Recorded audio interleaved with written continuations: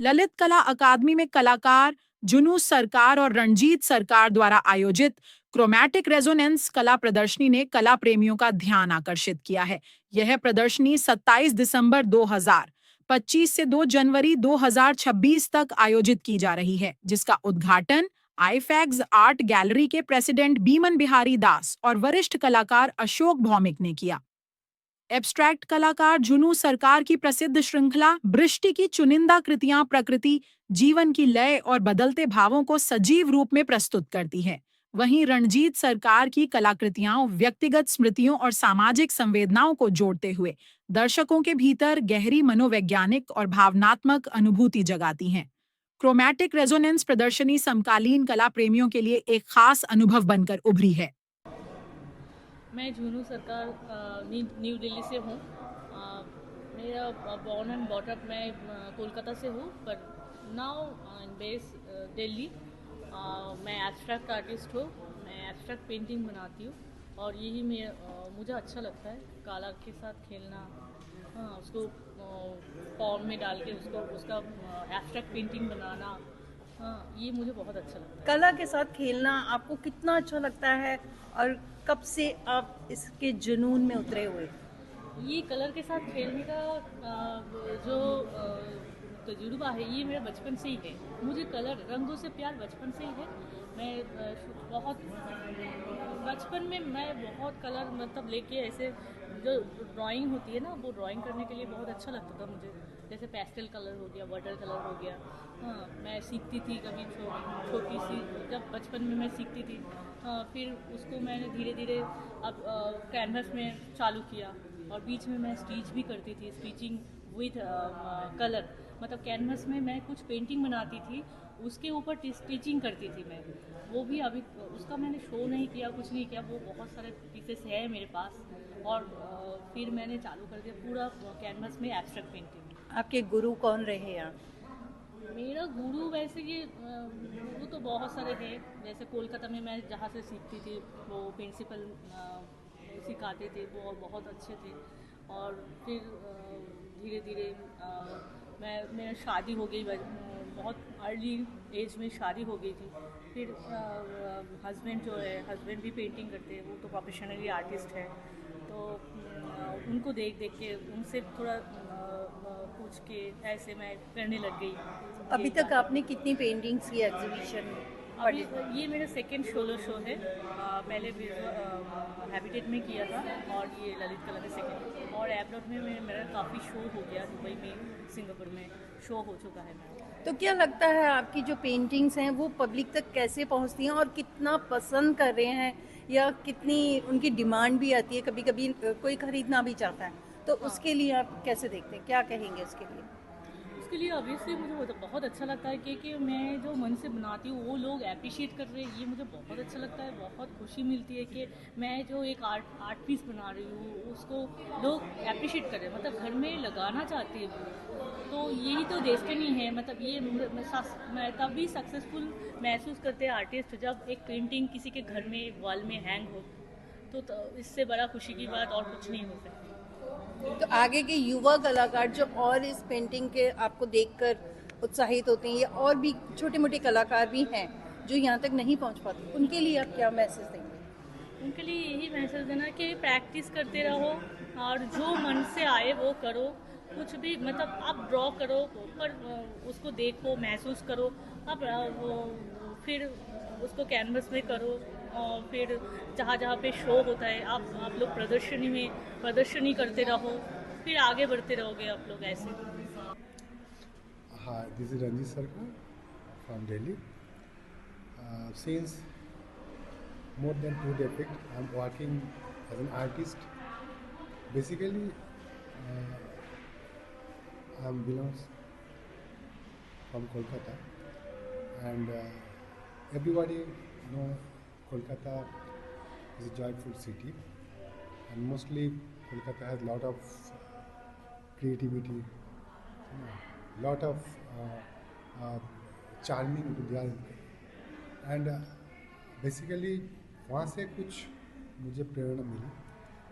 तो कलर के साथ जो खेलना अगर कोई मुझे कुछ चीज़ दे, उससे पहले कलर आ जाता था आँखों में, तो उसी कलर को मैं विजुअली ऐसे दर्शाता हूँ। ये शुरुआत का एक मेरा प्रोसेस चालू हुआ था अंदर ही अंदर। तो इन आपने किस कलर्स का और किस सामग्री का अपने पेंटिंग्स में यूज़ किया? मैं काफ़ी पहले मैं ऑयल कलर में काम करता था, ऑयल कलर ही मेरा मीडियम था। तो अभी जो दिल्ली में आया मैं, मेरा इतना फर्स्ट काम होता है, तो ऑयल में इतना फर्स्ट काम नहीं होता, तो एक्रिलिक में अभी मेरा मेन मीडियम एक्रिलिक आ गया। तो एक्रिलिक में काम करते करते थोड़ा सुविधा मिलता है, तो जगह मतलब बहुत फर्स्ट ये होता है, मुझे सूख जाता है, डाल होता है, तो इसलिए एक्रिलिक को मैं मेन बेस में एक कलाकार के रूप में आपकी जो ये रचनात्मक यात्रा है वो कब और कैसे शुरू हुई थी? नहीं। देखिए, कलाकार बेसिकली मैं, मुझे लगता मैं अभी भी कलाकार का कौन नहीं हूँ, बट मैं ऐसे प्रयास करता हूँ। मैं अपना एक जुनून है अंदर कुछ करने का, तो मैं अभी भी करते जा रहा हूँ। तो ये जार्नी मेरा 30 साल से, मैं इसको मैं प्रोफेशनली मैं कला को एक्सेप्ट किया, एंड मेरा ब्रेड एंड बटर इससे चलती है। Basically lot of client world they are purchase my work, so future planning क्या है आपकी? मैम फ्यूचर प्लान कुछ अलग करूँगा। जैसे जैसे पेंटिंग को लेके, जैसे मैं कुछ टाइम पहले मैंने बताया, जो बहुत रूरल एरिया में बच्चे लोगों का ट्यूशन नहीं मिलता, वो होपलेस हो जाता है जस्ट फॉर चाइल्डहुड। एंड मैं सोचता हूँ इन बच्चों के लिए कुछ काम करूँगा। आफ्टर ऑल आज नहीं, आज मेरे उतना फिनेंशियल स्टेबिलिटी नहीं है, बट जब मेरे पास आएंगे तो मैं कुछ ऐसे वनर बच्चों को मैं ढूंढूंगा, और इन लोगों को मैं ट्रेन करूँगा, ऐसे मतलब ये लोग आगे जाके बड़े बड़े आर्टिस्ट बने। इस टाइप का हमने कुछ प्रयास किया। मैं प्रोफेसर विमानवी दास हूँ। मैं प्रैक्टिसिंग स्कल्पचर हूँ और मैं all India fine arts and cat society का प्रेसिडेंट भी रहा हूँ। और आज के दोनों आर्टिस्ट की प्रदर्शनी में मैं चीफ गेस्ट बना हुआ हूँ, और उद्घाटन के बाद मैं इन दोनों की काम, हस्बैंड वाइफ हैं, बट मुझे अच्छा इसीलिए लगा कि दोनों एक छत पे रहने के बावजूद इन दोनों की धाराएं हैं, पेंटिंग की धाराएं बिल्कुल अलग है, एक से दूसरे के साथ कोई संपर्क नहीं है। एक ने लैंडस्केपिंग में माहिर है, दूसरे ने रियलिस्टिक, एंड उनकी जो स्टाइल है थोड़े से पुराने परंपरा के साथ मिला जुला है, रियलिस्टिक बेस है बट ड्रामेटिक फॉर्म है। वो मुझे बहुत अच्छा लगा रंजीत के काम में, और उसमें और सारे जो सब्जेक्ट लिए हैं मैंने, वुमेन एंड डांस के फॉर्म्स वगैरह, वो बाकी ही काबिल तारीफ हैं। और using of dresses, strokes, colour बहुत मेच्योर। और सिमिलरली जुनू, उसकी वाइफ के नाम है जुनू, यस, रंजित की, तो वो उसकी जो लैंडस्केपिंग है mostly an abstracted form of landscape, but उनकी कलर में बहुत सिंप्लिसिटी, बोल्ड और ब्रीदिंग स्पेस रखा, जो कला में ये होना चाहिए था। और सबसे जो खासियत जो है कि हमारे भारत में आजकल जो कंटेम्परेरी पेंटर स्कल्पचर्स जो काम कर रहा है, इसका एक प्रतिफलन है और बहुत अच्छे हैं। हमें दुनिया देखने की कोई जरूरत नहीं है। अपने भारत महान है, भारत के देश, भारत के कल्चर, भारत के हर चीज में एक पॉइंट पे गिना जाता है, तो वो यही सारे प्रतिरूप है। यंग जनरेशन है, आगे के लिए और भी एक्सपेरिमेंट करेंगे। Art is nothing but A mental reaction. तो अपना अपना मन के प्रतिफलन इन दोनों में बीवी ने ऐसे रखा, तो मैं इन दोनों के तहे दिल से आशीर्वाद देता हूँ और धन्यवाद करता हूँ। I am Ashok Bhowmik and I am a painter. Okay, तो बुमन जी, आप इस पेंटिंग को कैसे देखते हैं? आपका नजरिया? पेंटिंग अंदर के जो व्यक्तिगत एक पर्सनल जो एक्सप्रेशन होता है उसका कि जितनी अच्छी तरह से आ जाए, जो आप दिल में सोचती हैं वो कैनवस पे जितनी अच्छी तरह से आ जाए और स्पॉन्टेनियसली आ जाए, मैं उसी को समझता हूँ कि वो सफल चित्र है। युवा कलाकारों के लिए इस तरह की प्रदर्शनियों का क्या महत्व है? बहुत बहुत महत्व है, क्योंकि जो छोटे शहर में लोग रहते हैं, जो कलाकार संघर्ष कर रहे हैं, उनके लिए ये सुविधा नहीं है। बड़े शहरों में, दिल्ली में ये सुविधा बराबर बनी है, तो चित्रकारों को इसका लाभ लेना चाहिए। ये प्रदर्शनी आज की कला चेतना को कैसे जगाती है, दर्शाती है? ये बहुत महत्वपूर्ण है, क्योंकि दोनों प्रदर्शनियाँ बिल्कुल भिन्न स्वाद की हैं और एक बड़ा रेंज मिलता है। रंगों का प्रयोग के बारे में समझ में आती है, स्ट्रोक्स के बारे में समझ में आती है।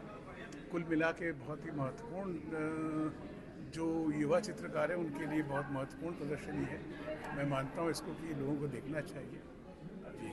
जैसे कि आज का जो समय चल रहा है, तो आज के समय में कला समीक्षा को, भूमिका को कितनी महत्वपूर्ण आप मानते हैं? कला समीक्षा की भूमिका, अगर सचमुच की समीक्षा हो तो उसकी भूमिका बनती है, पर मेरे ख्याल से समीक्षा है नहीं। समीक्षा पूरी खरीदी हुई समीक्षाएं हैं और उसका कोई महत्व नहीं है। तो मैं मानता हूँ कि चित्रकार जितनी दूर रहे इन समीक्षाओं से और अपने साथियों से, अपने मन से जो बात बनती है उसको चलाए, क्योंकि समीक्षा तो उस तरह से है नहीं। कलाकार के लिए आप क्या? कलाकार को लिए यही मैं कहूँगा कि दिल्ली में अगर आप हैं और चित्र बना रहे हैं, तो जितना संभव है, मैं दोहरा दूँ कि जितना संभव है वो बाज़ार से दूर रहें, क्योंकि बाज़ार में एक बार फंस जाएंगे फिर आप उससे निकल नहीं पाएंगे, और एक दिन ये भी होगा कि बाज़ार आपको खुद निकाल देगा। तो उस स्थिति, वैसी स्थिति न लगा बनाए और स्वतंत्र रूप से जो दिल में मन में आता है उस पर यकीन रखते हुए चित्र बनाएं। धन्यवाद।